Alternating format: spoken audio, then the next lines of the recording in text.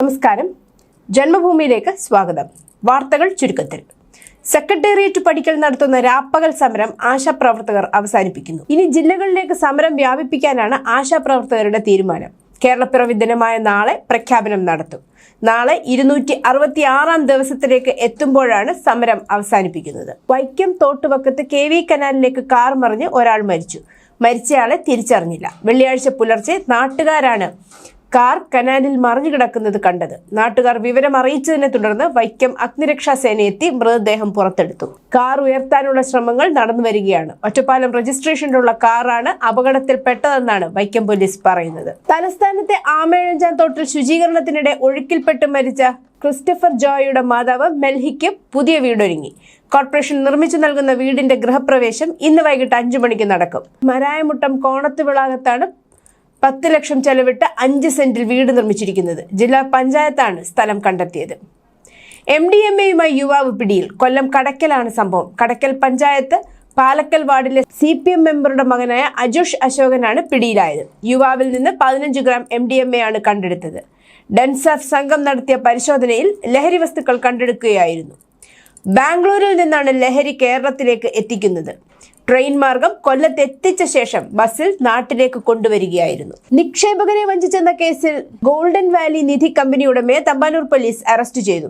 തൈക്കാട് ആശുപത്രിക്ക് സമീപം പ്രവർത്തിച്ചിരുന്ന സ്ഥാപനത്തിന്റെ ഉടമ നേമം സ്റ്റുഡിയോ റോഡിലെ നക്ഷത്രയിൽ താമസിക്കുന്ന താര കൃഷ്ണയാണ് അറസ്റ്റിലായത്. ബംഗളൂരു വിമാനത്താവളത്തിലാണ് താരയെ പോലീസ് കസ്റ്റഡിയിലെടുത്തത്. 2ാം പ്രതിയായ KT തോമസിനെ എറണാകുളം കടവന്ത്ര ABM ടവേഴ്സ് പിടികൂടാനുള്ള ശ്രമം ശക്തമാക്കിയതായി തിരുവനന്തപുരം DCP T ഫറാഷ് അറിയിച്ചു. ന്യൂയോർക്കിൽ നിന്നെത്തിയ കുട്ടി പോലും കേരളത്തിലെ റോഡുകൾ കണ്ട് ഞെട്ടിയെന്ന് ഗൾഫിൽ വെച്ച് വെളിപ്പെടുത്തി മുഖ്യമന്ത്രി പിണറായി വിജയൻ. കേരളത്തിലേതുപോലുള്ള റോഡുകൾ ന്യൂയോർക്കിൽ പോലും ഇല്ലെന്ന് കുട്ടി വന്ന് തന്നോട് പറഞ്ഞെന്നും മുഖ്യമന്ത്രി പറഞ്ഞു. ന്യൂയോർക്കിൽ താമസിക്കുന്ന ഒരു കുടുംബം കോട്ടയം വഴി പാലക്കാട് വരെ യാത്ര ചെയ്തപ്പോഴാണ് മനോഹരമായ റോഡുകൾ കണ്ടതെന്നാണ് മുഖ്യമന്ത്രി വ്യക്തമാക്കിയത്.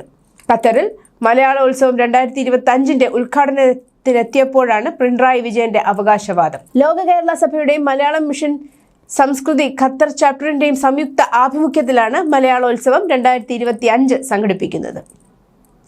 ലഭിക്കുന്നത് ആരുടെ പണമാണെന്ന് അറിയാമോ എന്ന് ഹൈക്കോടതി. ജനങ്ങളുടെ പണമാണെന്ന് ദേവസ്വം ഡെപ്യൂട്ടി കമ്മീഷണർ. ദൈവത്തിന്റെ പേരിലാണ് തരുന്നതെന്നും അതിന് ഭഗവാനോടെങ്കിലും കടപ്പാട് കാണിക്കെന്നും കോടതി തിരുവിതാംകൂർ ദേവസ്വം ബോർഡിന്റെ കുത്തഴിഞ്ഞ പോക്കിൽ ാണ് ഇത്തരം കടുത്ത അതൃപ്തിയും അമ്പരപ്പും പ്രകടിപ്പിച്ചത്. കോഴിക്കോട് എൻട്രി ഹോമിൽ നിന്ന് കാണാതായ പെൺകുട്ടി 2 തവണ പീഡനത്തിന് ഇരയായെന്ന് വൈദ്യപരിശോധനാ റിപ്പോർട്ട്. പോലീസ് കണ്ടെത്തി തിരികെ എത്തിച്ചപ്പോൾ കുട്ടി മൊഴി നൽകിയതിലും പീഡനത്തിന് ഇരയായെന്ന് പറയുന്നുണ്ട്. ചേവായൂർ പോലീസ് പോക്സോ വകുപ്പ് പ്രകാരം 2 കേസുകൾ രജിസ്റ്റർ ചെയ്തു. കുറച്ചു നാളുകളായി കുട്ടി വെള്ളിമാട് കുന്നിലുള്ള എൻട്രി ഹോമിലാണ് കഴിഞ്ഞിരുന്നത്. ഇവിടെ നിന്ന് സ്കൂളിൽ പോയിരുന്നു. കഴിഞ്ഞ ചൊവ്വാഴ്ച സ്കൂളിലേക്ക് പോയ കുട്ടിയെ കാണാതായതായിരുന്നു. പെൺകുട്ടിയെ സുരക്ഷിത കേന്ദ്രത്തിലേക്ക് മാറ്റി. നവംബർ 1 അതിദാരിദ്ര്യമുക്ത കേരളം സർക്കാർ പ്രഖ്യാപിക്കാനിരിക്കെ അവകാശവാദത്തെ ചോദ്യം ചെയ്ത് സാമ്പത്തിക വിദഗ്ധരും സാമൂഹ്യ പ്രവർത്തകരും അതിദരിദ്രരെ നിർണയിച്ച മാനദണ്ഡങ്ങളും ആധികാരിക പഠന റിപ്പോർട്ടും പുറത്തുവിടണമെന്നും തുറന്ന കത്തിൽ അവർ ആവശ്യപ്പെട്ടു. 90കളിലെ താരവും ഇപ്പോൾ ആത്മീയ നേതാവുമായ മമത കുൽക്കർണി ഖരഗ്പൂരിൽ നടത്തിയ 3 ദിവസത്തെ ആത്മീയ പര്യടനത്തിനിടെ നടത്തിയ പ്രസ്താവന വിവാദത്തിൽ. അധോലോക നായകൻ ദാവൂദ് ഇബ്രാഹിം മുംബൈ സ്ഫോടനം നടത്തിയിട്ടില്ലെന്നും അദ്ദേഹം ഒരു തീവ്രവാദിയല്ലെന്നും മമത പറഞ്ഞതായി റിപ്പോർട്ടുണ്ട്. ഈ പ്രസ്താവന സോഷ്യൽ മീഡിയയിൽ വൈറലായതോടെ രൂക്ഷമായ പ്രതികരണങ്ങൾ ഉയർന്നു. വ്യാഴാഴ്ച തന്റെ പരാമർശങ്ങൾ തെറ്റിദ്ധരിക്കപ്പെട്ടതാണെന്ന് അവകാശപ്പെട്ട് മമത വിശദീകരണം നൽകി. ഞാൻ ദാവൂദ് ഇബ്രാഹിമിനെയല്ല വിക്കി ഗോസ്വാമിയെ കുറിച്ചാണ് പരാമർശിച്ചത്. ദാവൂദ് തീർച്ചയായും ഒരു തീവ്രവാദിയാണ്, അവർ തിരുത്തി പറഞ്ഞു. ധർമ്മസ്ഥല കൂട്ടശവ സംസ്കാര കേസിൽ നാടകീയമായ വഴിത്തിരിവ്. യഥാർത്ഥ പരാതി നൽകിയ ആക്ടിവിസ്റ്റുകളാണ് സ്വന്തം പരാതിയിൽ രജിസ്റ്റർ ചെയ്ത FIR റദ്ദാക്കണമെന്നാവശ്യപ്പെട്ട് കർണാടക ഹൈക്കോടതിയെ സമീപിച്ചത്. ഇതേ തുടർന്ന് കർണാടക ഹൈക്കോടതി വ്യാഴാഴ്ച FIR സ്റ്റേ ചെയ്തു. ആക്ടിവിസ്റ്റുകളായ ഗിരീഷ് മട്ടന്നവർ, മഹേഷ് ഷെട്ടി തിമറോഡി, T ജയന്ത്, വിട്ടല ഗൌഡ എന്നിവർ സമർപ്പിച്ച ഹർജിയിൽ വാദം കേട്ട ശേഷമാണ് ജസ്റ്റിസ് മുഹമ്മദ് നവാസ് ഇടക്കാല ഉത്തരവ് പുറപ്പെടുവിച്ചത്. കേസിൽ പരാതിക്കാരിയായ സാക്ഷിക്കെതിരെ പ്രത്യേക FIR രജിസ്റ്റർ ചെയ്യാത്തത് എന്തുകൊണ്ടാണെന്ന് വാദം കേൾക്കുന്നതിനിടെ കോടതി ചോദിച്ചു. ഓഡിഷൻ എന്ന പേരിൽ 17 കുട്ടികൾ ഉൾപ്പെടെ 19 പേരെ ബന്ദികളാക്കിയ സിനിമാ സ്റ്റുഡിയോ ജീവനക്കാരനെ പോലീസ് വെടിവെച്ച് കൊലപ്പെടുത്തി. ബന്ദികളാക്കപ്പെട്ടവർ സുരക്ഷിതരാണ്. മുംബൈയും രാജ്യത്തെയും മുൾമുനയിൽ നിർത്തിയ മണിക്കൂറുകളായിരുന്നു കടന്നുപോയത്. പോലീസിന്റെ സംയോജിതമായ ഇടപെടലിലൂടെ പ്രതിയായ രോഹിത് ആര്യയെ കീഴ്പ്പെടുത്തുകയായിരുന്നു. മുംബൈ പൊവാലയിലെ RA സ്റ്റുഡിയോയിലെ ജീവനക്കാരനാണ് രോഹിത് ആര്യ. ഓഡിഷൻ എന്ന പേരിലാണ് കുട്ടികളെ ഇയാൾ ഫ്ളാറ്റിലേക്ക് വിളിച്ചു വരുത്തിയത്. യൂട്യൂബർ കൂടിയായിരുന്നു ഇയാൾ. 10 മുതൽ 15 വയസ്സ് വരെ പ്രായമുള്ള കുട്ടികളെയാണ് ബന്ദികളാക്കിയത്. പിന്നാലെ ചർച്ചയാവുന്നത് എ തേഴ്സ്ഡേ, എ വെനസ്ഡേ, മഡാരി തുടങ്ങിയ ബോളിവുഡ് ചിത്രങ്ങളിൽ നിന്ന് പ്രചോദനം ഉൾക്കൊണ്ടാണോ ഇയാൾ കുറ്റകൃത്യത്തിന് മുതിർന്നതെന്ന് സാമൂഹിക മാധ്യമങ്ങളിലൂടെ പലരും ആരാഞ്ഞു. ഇന്ത്യയുടെ 53ാമത് ചീഫ് ജസ്റ്റിസായി ജസ്റ്റിസ് സൂര്യകാന്തിനെ രാഷ്ട്രപതി നിയമിച്ചതായി നിയമ മന്ത്രാലയം അറിയിച്ചു. സുപ്രീം കോടതിയിലെ ഏറ്റവും മുതിർന്ന ജഡ്ജിയായ ജസ്റ്റിസ് സൂര്യകാന്തിനെ തന്റെ പിൻഗാമിയായി ചീഫ് ജസ്റ്റിസ് BR ഗവായ് ശുപാർശ ചെയ്തിരുന്നു. പുതിയ ചീഫ് ജസ്റ്റിസ് നവംബർ 24-ന് സത്യപ്രതിജ്ഞ ചെയ്യും. American bulldog, American pit bull, bull terrier എന്നിവയുൾപ്പെടെ 6 ആക്രമണാത്മക നായ ഇനങ്ങളെ ചണ്ഡീഗഡ് മുനിസിപ്പൽ കോർപ്പറേഷൻ പൊതുസുരക്ഷയ്ക്കായി നിരോധിച്ചു. വളർത്തുമൃഗങ്ങളുടെയും സമൂഹ നായ്ക്കളുടെയും ബൈലോകൾ ഇത് അറിയിച്ചു. കെയിൻ കോർസോ, ഡോഗോ അർജന്റീനോ, റോട്ട്വീലർ എന്നിവയാണ് മറ്റു 3 ഇനങ്ങൾ. എന്നിരുന്നാലും ഈ ഇനങ്ങളിൽ ഏതെങ്കിലും ഇതിനകം ഉള്ളവർക്ക് ഇത് ബാധകമല്ലെന്നും വിജ്ഞാപനത്തിൽ പറയുന്നു. ബീഹാർ നിയമസഭാ തെരഞ്ഞെടുപ്പിനുള്ള സംയുക്ത പ്രകടന പത്രിക ഒക്ടോബർ 31 വെള്ളിയാഴ്ച പുറത്തിറക്കുമെന്ന് NDA വൃത്തങ്ങൾ അറിയിച്ചു.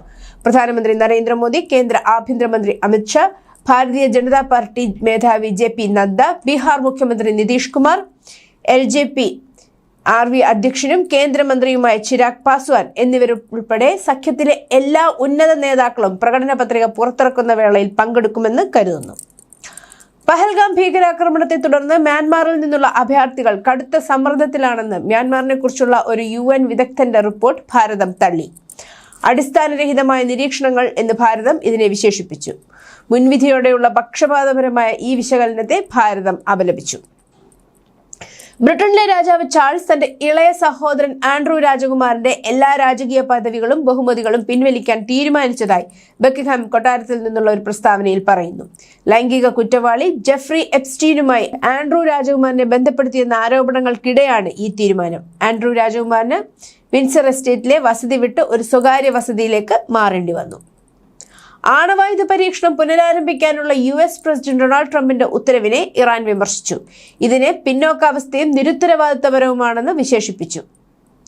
ഇറാന്റെ സമാധാനപരമായ പദ്ധതിയെ അമേരിക്ക പൈശാചികമായി ചിത്രീകരിക്കുന്നുവെന്നും ടെഹ്റാൻ വിദേശകാര്യമന്ത്രി വാഷിംഗ്ടണിനെ കുറ്റപ്പെടുത്തി.